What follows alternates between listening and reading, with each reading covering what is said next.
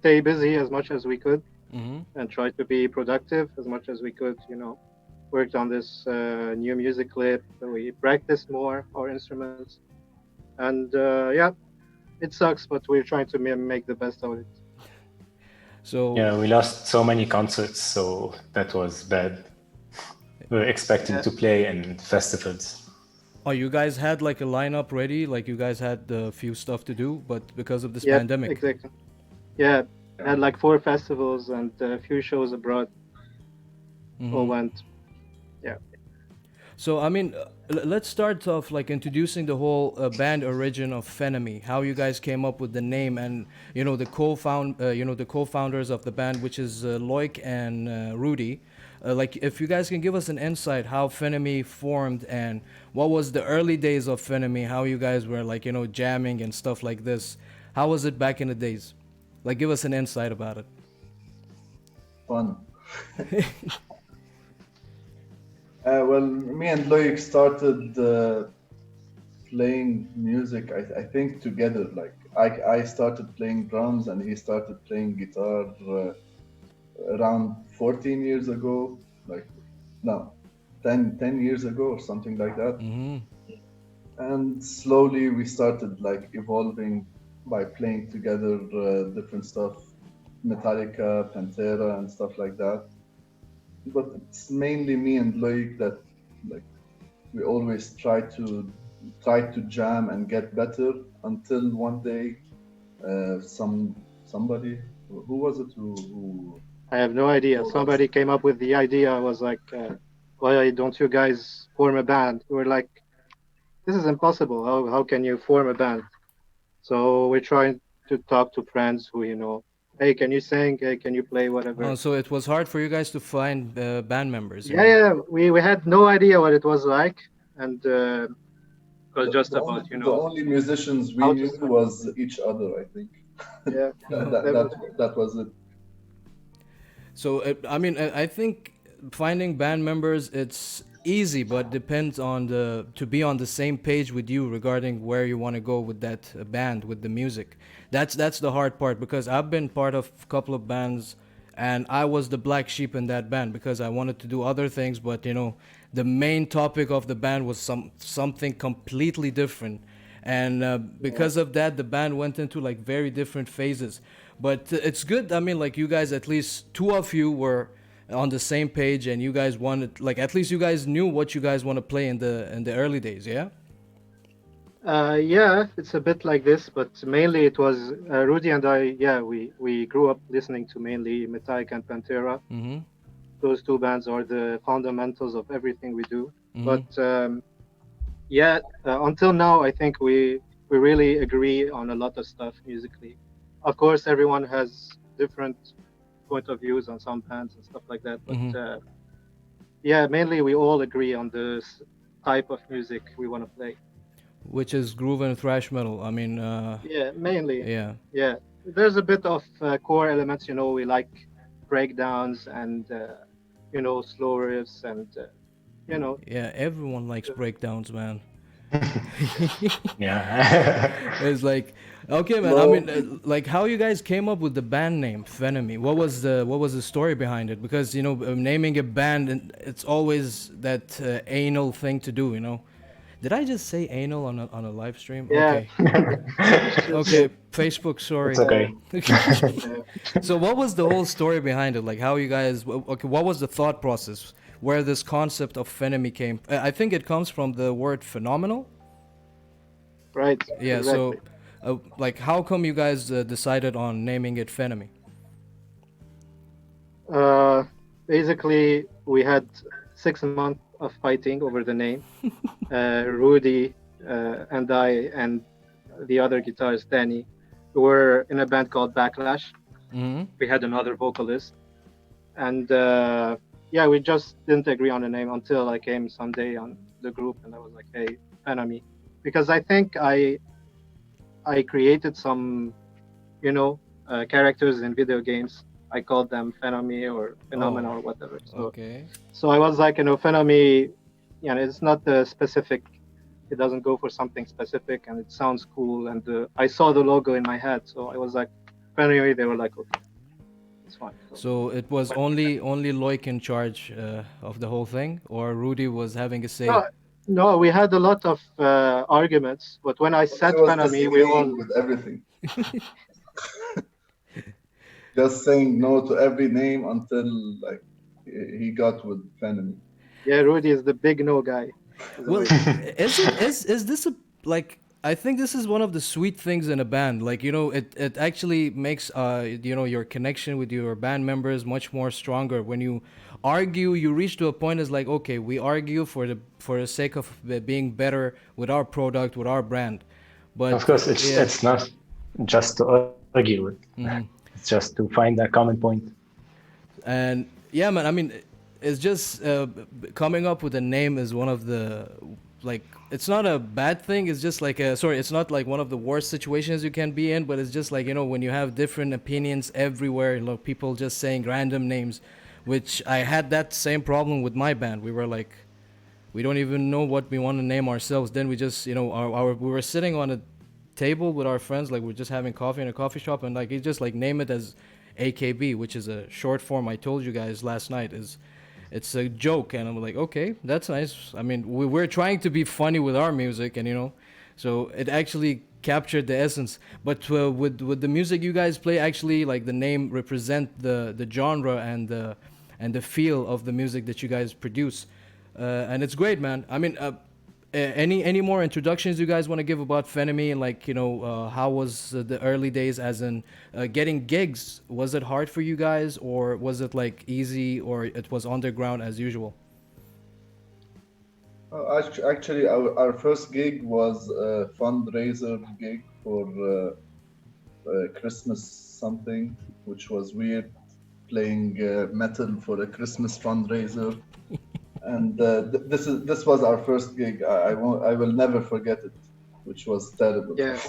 Thanks to Natalie for that, by the way.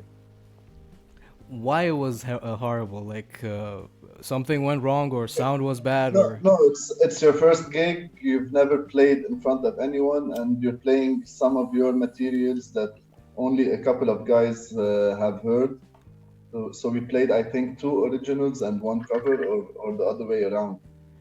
And playing your music live to see the reaction of other people, it was a bit scary, let's say, at first. So, I mean, yeah, I mean, like, did you guys had stage fright or no stage fright at all? Not It's for me, no. I've played concerts before playing live with the Phenomy, but it was never like it was always something at school or something like that. It was never playing my music to somebody and seeing the reaction. It wasn't like stage fright, but more like what's the reaction going to be. I think I was a natural in this thing. I never had stage fright from the first day I got on stage. It was like, yeah, just enjoying the vibe. I mean, I think it's something I don't know. For some people it's very hard. Like I know a guy who has like over 25 guitars, and he's a great guitarist. I just don't want to name drop, but he never been on stage. Like I think he performed few places, but it was like to a private group. But I mean, stage fright might be one of the cases, but I don't think it's a huge thing. I think you get rid of it with the first time when you go on stage, you understand. And I mean, correct me, guys. It's like that. I mean, this vibe of going on stage, you cannot explain it to anyone unless you go on stage and you feel it. Yeah. Yeah, exactly. Yeah. So For me, it's when I see people headbanging. That's when I get the approval. So that's when I feel comfortable. I mean, you know what? Okay, we are already on the topic. You know what? Just let's go to the comment section because there's a lot of people like saying hi and sending emojis. We got Darir. Thank you very much, guys, for tuning in, guys. Darir is in the house. Ricardo Abihela is in the house. Chris Christelli. Sorry if I'm like butchering your name, Christy. I'll just name you Christy. She's sending hearts. And Ryan is in the house saying Pheno.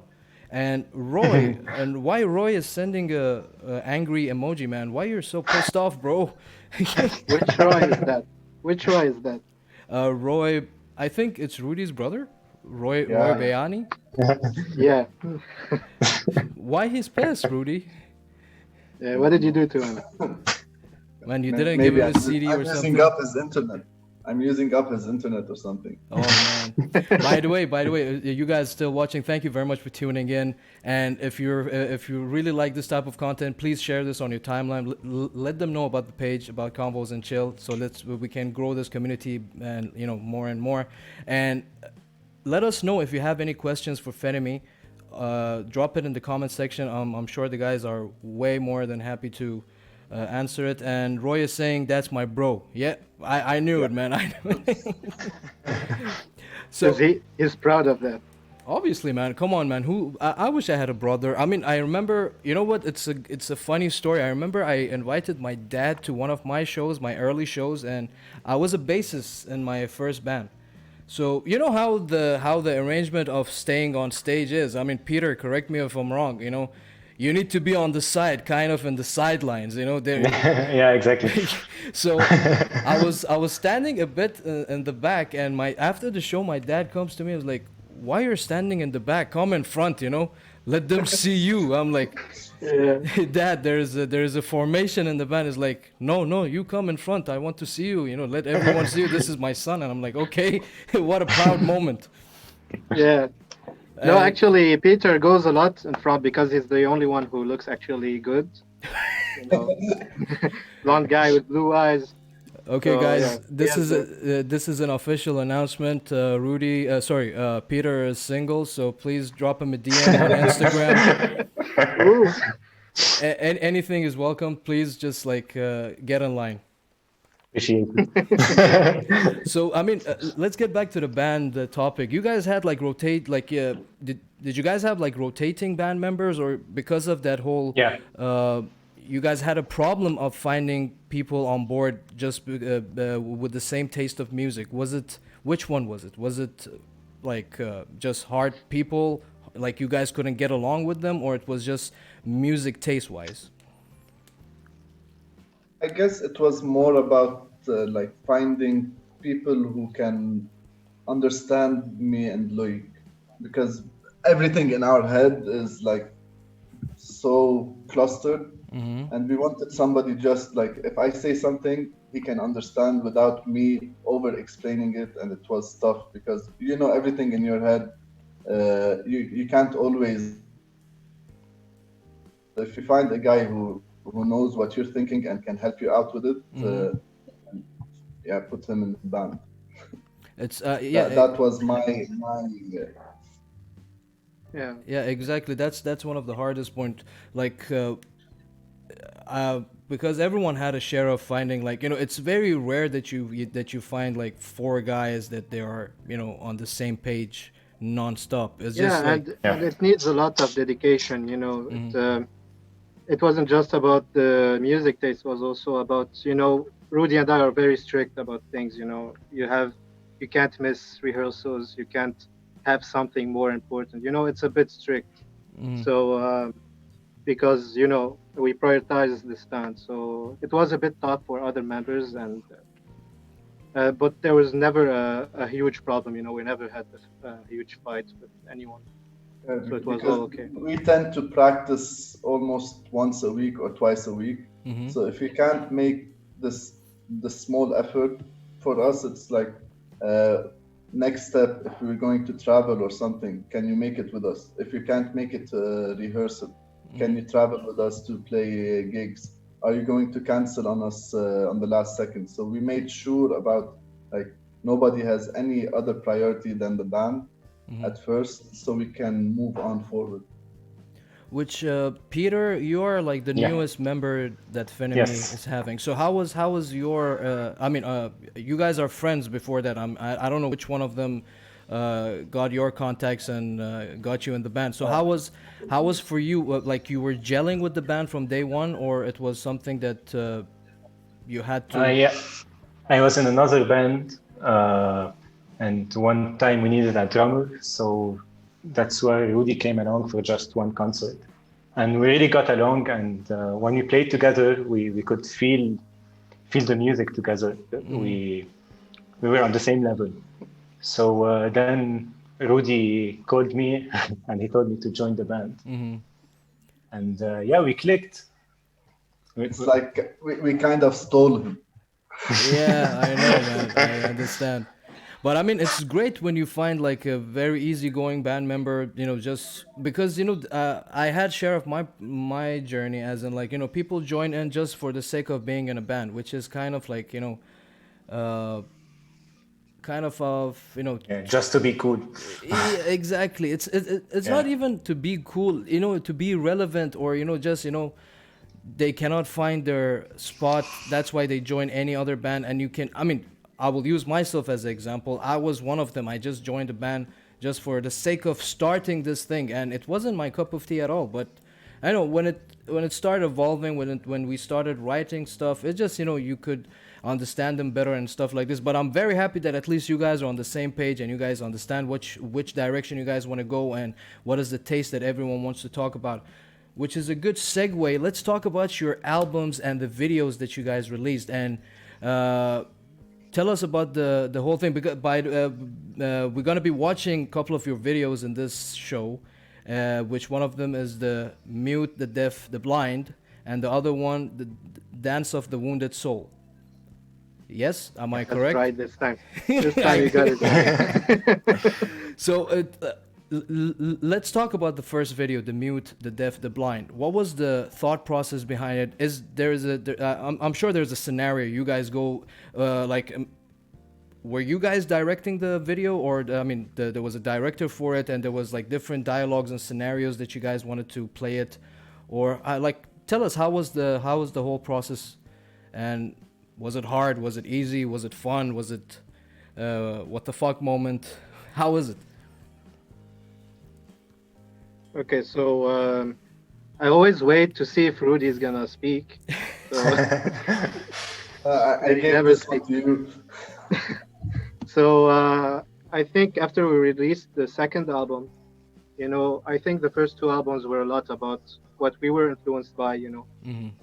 The first album was a lot. It had a lot to do with old school thrash metal, old school Metallica, Pantera kind of stuff. Then on the second album, we went for Rudy and I have some African roots, you want to say, so went for ethnic tribal music, a bit mixed with what we were doing originally. Mm-hmm. But then when we finished the second album, we said we want to go a bit more modern music. We want to go a bit darker. Something that would uh, look a bit much what we like to play Mm-hmm. now. So what we did is that we changed a bit the tuning of our music, and this is how it started. The Mute, the Deaf, the Blind. The music was already there. We always write the music before we start talking about something specific. Mm-hmm. So I was traveling in the US, and the idea came in mind because I was leaving Lebanon and saw a bit of progress in another country. So I started reflecting on that and what's really missing and what's really apparent in Lebanon. People. The problem is just in front of you. You can do something about it, but yet you're still blind and mute and act deaf to it. So this is where the idea came from. And I thought that if you want to live like this all your life, you'd rather be dead. So this is where Blessed Are the Dead came from. Mm-hmm. So basically, there's a message behind it, which is nice, and it's just like for me, it's fascinating when you can portray something. I mean, for me, it was much more of that whole generalized type of thing, as in like the mute, you know that whole saying, everyone is just that whole monkey thing, I don't Yeah. see Yeah. no evil, talk no evil, Yeah, speak no exactly. evil. Yeah. So it gave me that vibe. So, but it's actually great that you're saying it kind of reflects the problems that our societies have, and you wanted to portray that in your music and send a message across. And sadly enough, not a lot of people understand these things on the go unless you explain it to them, because we always just watch things without no reason, and our attention span is very little. We just get thrown off. Which Yeah. so how many But albums? Yeah, carry on. I I think I think the lyrics even are not very specific about what I just explained, Mm-hmm. so that the listener can, take it and transcribe it as he wish. So this is the nice part I think about anything that has to do with art. Exactly, exactly. Which is coming back to you guys. You guys, how many albums you had? Too. Two. And you guys released it this year or was last year? The the second album was released in 2018. Oh, okay. The first album was released in 2016, Mm-hmm. and the last one was supposed to be released this year, but COVID happened, and But you guys still every working on it? Like you guys are Yeah. yeah, recording and yeah. stuff? The music is already done. Mm-hmm. The content is already there. We just need to go there, record it, and publish it. So here's the main problem, that we can't publish it because our banks and everything are blocked. Oh. So everything you want, if you want to work with a PR agency or anything, you have to transfer money Mm-hmm. abroad. So this is what really blocked everything we were doing. So yeah, this is I about it. mean, you guys Why cannot the even album is. do the whole CD Baby thing on your own, as in just release it. It's not about just distributing. It's about the PR campaign that you have to Mm-hmm. to do. To That we really already spread the had music. planned. We already had planned the PR campaign, and then we had an economic crisis, so we put everything on hold to see if something would change. Mm-hmm. I mean, that's I'm very sorry to hear this. I mean, because bands like you guys that they're doing everything from scratch and they're taking the right steps is just it's sad to see it with this whole pandemic thing. Just put a pause on everything, and it's you Yeah. can't say much because the one of the first sectors that got really screwed up, it was the entertainment and every aspect of it. But again, man, I mean, you guys need to, as Rudy was saying last night, he was like, he sat down and he was like, practicing a bit more, and he Yeah, found like more details to add to the stuff or like remove and stuff, which is a good time for these things. We need to reflect on ourselves or on whatever we're doing, and just now we just have time. What's better than time? yeah. We have a lot of time. Yeah, we have a It's lot not of time. just Oh, I think your sister is in the comment section as well, yeah. Tanya. My family is my greatest support. By the way, is it Bayani or Bejani? How to say it? Bijan, Bijan, Um, or Bijani. Bejani. Hello, Bejani family. Thank you very much for tuning in. Oh man. So, dude, we have a lot to talk about. Like what you guys say. Let's watch the video and come back, and you guys can explain about the video, like who was directing it and the process, the pros and the cons. Sure. Or maybe you guys had different ideas on the spot to change things, in the video. Oh man. So, guys, thank you very much for tuning in again. We're going to be watching The Mute, The Deaf, The Blind. The video from Phenomy is their music video. So, we'll give it a listen and we're going to come back to you guys.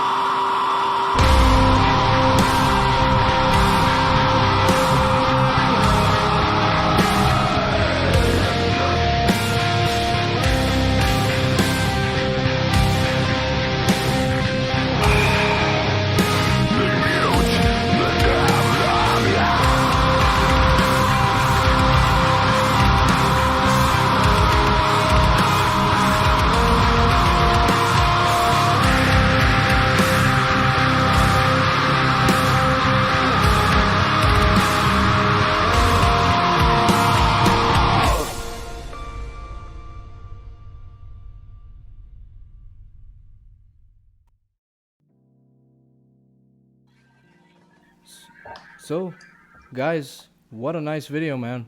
So tell us about the Thank you. video, who directed it, and if you guys had any different segments that you guys wanted to change on the spot, or maybe you got into an argument with the director, or all this fun stuff on the spot, man. Yeah, it's basically it was like co-written with Jad Shukur, the director, and the one who shot the whole thing. Mm-hmm. So it was like writing stuff, writing down the details together, and figuring out what we want to do as a first idea. And then COVID came, so we got set back a lot because we had a plan with another venue, we had plans with other ideas, and we had a lot of restriction in Lebanon at first, so we couldn't even get out of our houses. Mm-hmm. The lockdown, you mean? Yeah, lockdown. And we started like working around it to see where we can shoot the video, where we can be safe, and the people who are coming also be safe. Nobody touching anything, nobody speaking to anyone, like social distancing and stuff like that. Mm-hmm. So it came down to shooting the video in in my garage, just right here. Mm-hmm. So because it's in my house, we have everything, we have electricity and stuff like that. And then we started working again with the new ideas. So how can we make it the actors being on one day and the band being on the other day, so that we can't like there's no interaction with each other. Mm-hmm.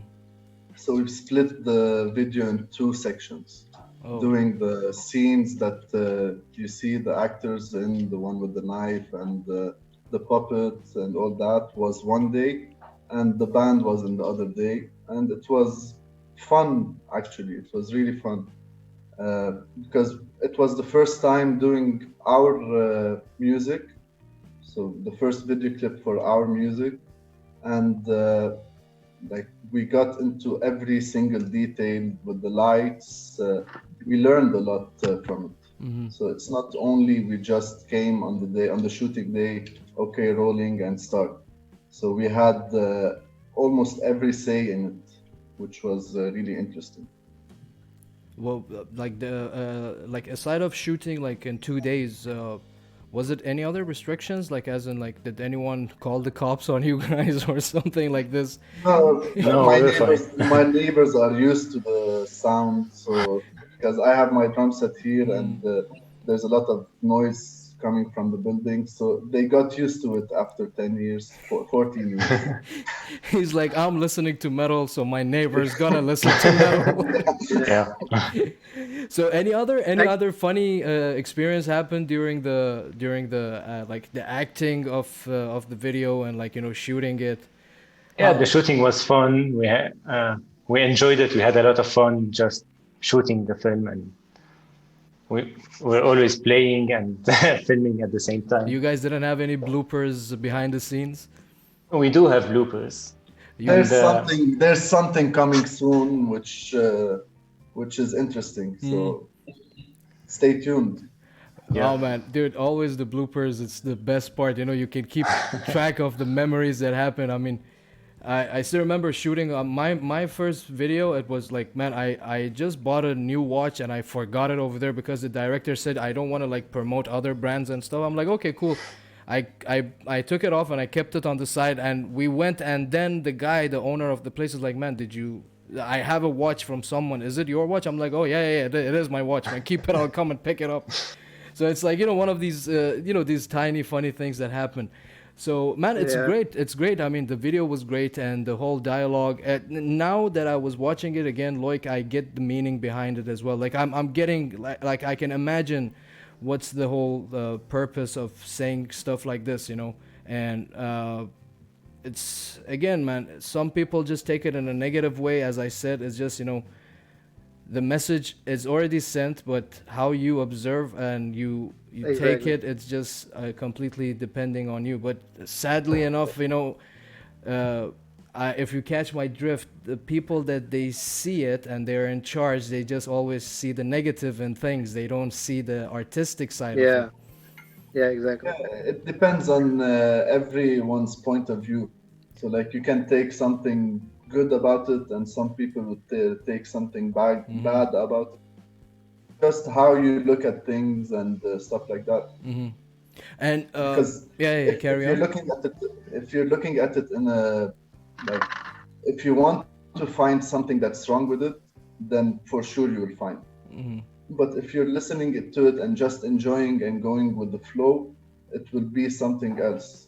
Yeah. So it's always about the point of view that the person is looking at the video or listening to any song in every genre. So it's not only about our style or metal. In general. Every Yeah. yeah, in general. Which is great, man. It's a great video. We're gonna be, well, like, we're gonna showcase another live video of you guys performing, which I'm really looking Yeah, forward to it because while I was editing those scenes and stuff, as yeah, I told you last night, I'm like, what the fuck is this? I go over there, like, dude, this shit is fucking great, man. Like, even the audience. I mean, like, how is the scene in Lebanon? As in, like, when there is a gig, people like you guys have a I mean, I'm sure you guys have a following, but as in, like, the attendance, is it like full fledged? Well, it's like on and off. in Lebanon, it's always surprising. Sometimes it's a small show and you see, it's a full house. Sometimes you get big bands and no one shows up. It's really unexplicable. But mainly, we have, I think, after touring, Eastern Europe and seeing smaller countries, Mm-hmm. I think our scene is okay. We have enough people who are interested in this music. It's like be thankful to what you have. Yeah, exactly. And I think Lebanese people, they don't know that it's actually a good scene compared to other European countries. They Mm. always think that Europe is better, and I mean, yeah, as a whole, Europe is better, but sometimes the smaller countries, they also have small communities like us, Mm-hmm. and they're doing well. So I think we can do well if we start supporting each other and Mm-hmm. showing up to shows and just hanging around as just metalheads. Hmm. It's a good segue. You mentioned that you guys played in Europe and you guys played Wacken as well. So why you guys don't like to tell us about the achievements with the band that where you guys played and how was the experience playing abroad, away from Lebanon? How was the like the whole interaction with the crowd? Was it like I can imagine myself in your position playing in Wacken. It's just like, man, I'll be shitting bricks. So Yeah, it's so amazing. so okay, take turns and give your experience. Your side of the story. How was it? How Yeah, you were feeling before going on stage? yeah. I grew up listening to Children of Bodom, so it was like my favorite band. Mm-hmm. And when I joined Phenomy, my first concert, Loic told me we have a concert in Europe, and he told me it's gonna be with Children of Bodom. We're gonna share Wow, the stage. wow, So man. yeah, that it was like the best Wow. No, the experience. the the the the good part of it is, as soon as I met Peter, I was like, what's your favorite bands and stuff like that. He was like, my childhood favorite band was Children of Bodom. And the Mm. funny thing was, I had already booked a show in Romania with Children of Bodom, but I didn't tell him. So I kept it as a Surprise. surprise. And Yeah. when the poster went on Facebook, I was like, hey, just check the poster. By the It was way, like, check who's playing with us. yeah, it was Yeah. his first show with Phenomy, by the way, and it was like, Wow. it was We awesome. Yeah. actually got the chance to meet Alexi Alexi Laiho, Leo. Yeah. Man, which was amazing. That was the best experience, I guess, as a first concert with Phenomy. oh man. So Loic and Rudy, you guys played the abroad shows before Peter joins, or the whole thing just took off when Peter was on board? No, we had a tour, a European tour, and we played in Turkey, where we met Nadim. Mm-hmm. So we played some gigs. If Loic wants to talk about the tour a bit, because Yeah, yeah, I please. forgot. I got like some blind memories. It's the great Yeah. What he spots. means is that he was drunk. Mm. Uh, sorry, mom. My Uh, family. He was drunk on the fun that he was having on stage. Yeah, yeah, Yeah, yeah, the yeah, happiness. yeah. Yeah, So tell yeah, us tell us about the tours, man. How was it? How was it? yeah. The first show abroad we ever played was just 3 months after we were a band. Mm-hmm. It was in Turkey. We played in a Persian rock metal festival, as we told you, and that was our first international gig, and it was big. We played with big bands, and Aneurysm was there. Nadim and the guys. This is Mm-hmm. where we met them. And just after that, the second summer, we went to tour Eastern Europe, all the countries. We toured it all. And the fun fact is that we were driving it all by ourselves, Nice, nice, nice. moving from a country to another by ourselves, booking the hotels by ourselves, Mm.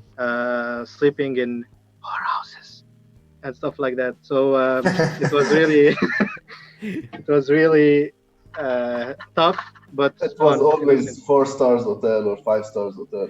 Oh, you guys Yeah. been you guys you guys been pimping with the money you're making with the band, yeah? No, we couldn't even afford that, so we had to share a beer altogether. So, but Oh. yeah, it was really, we learned a lot from that. Literally everything we know now is just from this experience. How gigs Mm. go, how to manage stuff, how tours happen. We didn't have an idea how things go. So, uh, yeah, that was our first ever tour, Mm-hmm. and after that we played Romania. We did the show with Children of Bodom and Soulfly, Epica, Karach and Gran, all these. I hate you. I hate you. Listen, we I played hate with you. Yeah, Catholics. You it share was this it was this the first time. Yeah, it was the first time we play, and we actually get food and something out of it. I that You know, doesn't justify anything. I still hate you. You share the stage with Soulfly. but yeah, so that was really really interesting. The arena was awesome. Also, it was a Roman arena amphitheater, Oh, nice. and there was also Cataclysm, a band I love. So it was awesome. And then we did Czech Republic and Hmm. And then Czech Republic. So how was the feeling that you guys like the day that you because the Wacken was a battle of the bands, as I know, yeah. So Yeah. how was the feeling that you guys are going to be playing Wacken? Like, I really want to know what was going through your heads, like that night. I mean, uh, we always yeah. dreamt of going to Wacken, but never to play there. Just go to So, watch. yeah, just go to watch. And So the first time we went to Vakin was us playing there, which was madness. Like Yeah. the moment that the promoter said our name, that we won and we're going to play in Germany, Vakin, it was like, fuck. How are we going to pull it off? You lost all your confidence. It's like, man, I cannot drum anymore. Yeah, it's like I lost my arm, man. so you can imagine how we felt when the curtains opened Oh, and we saw all man, the huge crowd. I can only just have a glimpse of what would feel to play in Wacken, because as I told you, as Nadim told you last night, like with my previous band, we opened up for Nickelback. I remember, as you said, putting the curtain away. It was a 13,000 sold out gig, so Yeah. I was like, Jesus Christ, man. You get a slap on the face. Man, it's just like, dude, all these people, like, you just raise your arm and everyone is just like, like, ah.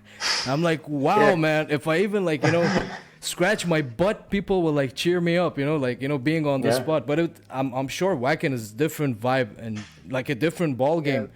But I like, how was the sound check? How was the people that they were managing the stage? Was it like good vibes, or like they were like dick about it, like, oh, do this fast, or like, don't use this, don't go there, don't go here? Was there any restrictions on the stage, or they were very cool with you guys? No restrictions. They were very professional. Mm-hmm. Yeah, it was like one of the first times we worked with somebody that's that professional. Like, they know everything, they have everything, whatever you need, they have. So I'm used to carrying out all my drum set. Mm-hmm. So when the drum technician came, he told me, I saw your setup and that's your setup. I was like, what? I You don't you need actually to- checked you actually checked our technical writer. That's awesome. Just a second, guys. I think we got disconnected. I'm trying to connect again. I mean, that's weird. I don't know why it happened. Yeah, that's the Phenomy look. No, man. No. Wait, I'll see if it's. I think I need to stop the stream and do it again. So, sorry, guys. It's Yeah, okay. sure. Okay, the